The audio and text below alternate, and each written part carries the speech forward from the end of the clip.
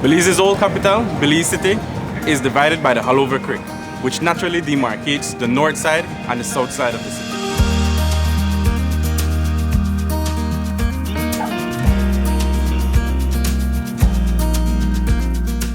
To accommodate vehicles, a wooden bridge was constructed in 1818 and was replaced by another in 1859. As more vehicles became present in the city, a stronger bridge was required.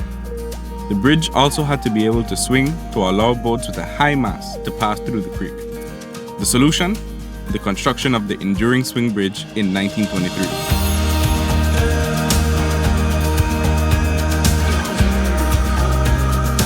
The swing bridge is a unique wonder in all of the world.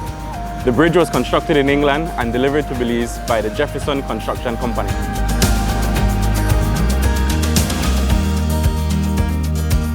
After the bridge was installed, vehicular and pedestrian traffic would come to a standstill in downtown Belize City every day, once in the morning and again in the evening to allow boats to pass. The swinging of the bridge was a fascination and an iconic routine for Belize City residents, since the swinging was done manually. How? A minimum of 4 men would be needed to hand crank the central gear in the middle of the bridge, allowing it to swing, after a lot of sweat and effort.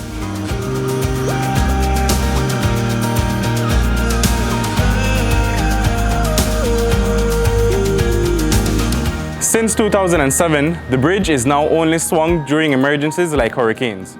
Nevertheless, it remains as Central America's oldest swing bridge and the world's only manually swung bridge.